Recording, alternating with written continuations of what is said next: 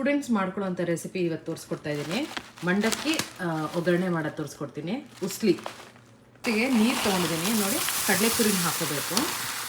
ಈ ಥರ ಕಡಲೆಪುರಿ ತೊಗೊಂಡಿದ್ದೀನಿ. ನೀವು ಇನ್ನೊಂದು ಬರುತ್ತಲ್ಲ ಆ ಕಡಲೆಪುರಿಲೂ ಸಹ ಮಾಡ್ಕೋಬೋದು. ಜಸ್ಟ್ ನೀರಲ್ಲಿ ಹಿಂಗೆ ಹಾಕಿ ಹಿಂಗೆ ತೊಳೆಸಿ ನೋಡಿ, ಒಂದು 2 ನಿಮಿಷ ಅಷ್ಟೇ ಮೆತ್ತಗೆ ಹೋಗ್ಬಿಡುತ್ತೆ. ಹೀಗೆ ತೊಗೊಂಡು ಹೀಗೆ ಗಟ್ಟಿಯಾಗಿ ಹಿಂಡ್ಕೋಬೇಕು ಎರಡೂ ಕೈಯಲ್ಲಿ. ನೋಡಿ ಹೀಗೆ ತೊಗೊಂಡು ಒಂದು ಬೌಲಿಗೆ ಹಾಕ್ತಾ ಬನ್ನಿ. ಈ ಥರ ಹಿಂಡಿಟ್ಕೋಬೇಕು. ಸಾಫ್ಟಾಗಿರುತ್ತೆ. ಒಂದು ನಿಮಿಷದಲ್ಲೇ ಆಗೋಗ್ಬಿಡುತ್ತೆ. ತುಂಬ ಹೊತ್ತು ಬಿಡಬಾರ್ದು. ಒಗ್ಗರಣೆಗೆ ಸ್ವಲ್ಪ ಎಣ್ಣೆ, ಸ್ವಲ್ಪ ಸಾಸಿವೆ, ಜೀರಿಗೆ, ಕಡಲೆಬೇಳೆ, ಉದ್ದಿನಬೇಳೆ ಇದ್ದರೆ ಹಾಕ್ಕೊಡಿ. ಫ್ರೈ ಮಾಡ್ಕೊಳ್ಳಿ ಇದನ್ನು. ನಾನು ಈರುಳ್ಳಿ, ಹಸಿಮೆಣಸಿನ್ಕಾಯಿ, ಕರ್ಬೇವಿನ ಸೊಪ್ಪು, ಒಂದು ಟೊಮ್ಯಾಟೊ ತೊಗೊಂಡಿದ್ದೀನಿ. ಒಗ್ಗರಣೆಗೆ ಹಾಕ್ಕೊಳ್ಳಿ. ಈರುಳ್ಳಿ, ಕರ್ಬೇವಿನ ಸೊಪ್ಪು, ಹಸಿಮೆಣಸಿನ್ಕಾಯಿ, ಟೊಮ್ಯಾಟೊನೂ ಹಾಕ್ಕೋಬೇಕು. ಟೊಮ್ಯಾಟೊ ಸ್ವಲ್ಪ ಸಾಫ್ಟ್ ಆಗಲಿ. ಸ್ವಲ್ಪ ಅರಿಶಿಣದ ಪುಡಿ ಎಲ್ಲ ಒಂದ್ಸತಿ ಚೆನ್ನಾಗಿ ಒಗ್ಗರಣೆಯಲ್ಲಿ ಮಿಕ್ಸ್ ಆಗಲಿ.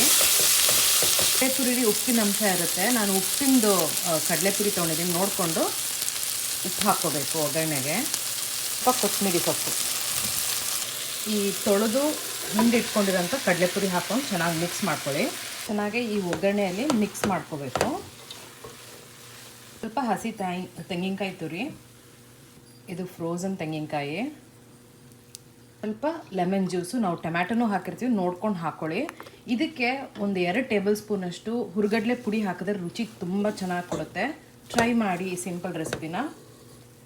ಒಗ್ಗರಣೆ ಮಂಡಕ್ಕಿ ರೆಡಿ ಟು ಸರ್ವ್. ಇದು ಸ್ಟೂಡೆಂಟ್ಸ್ ರೆಸಿಪಿ ಅಂತಲೇ ಹೇಳ್ಬೋದು. ಕ್ವಿಕ್ಕಾಗೂ ಮಾಡ್ಕೋಬೋದು. ಟ್ರೈ ಮಾಡಿ. Ready to serve.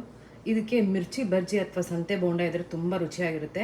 ನನ್ನ ಚಾನಲಲ್ಲಿ ಇನ್ನೊಂದು ಥರ ರೆಸಿಪಿ ಇದೆ, ಟ್ರೈ ಮಾಡಿ ಅದನ್ನು ಸಹ. ಹಸಿಮೆಣಸಿನ್ಕಾಯಿ ಮತ್ತು ಬೆಳ್ಳುಳ್ಳಿ ಹಾಕಿ ಮಾಡಿರೋದು, ಅದು ಸೂಪರಾಗಿರುತ್ತೆ.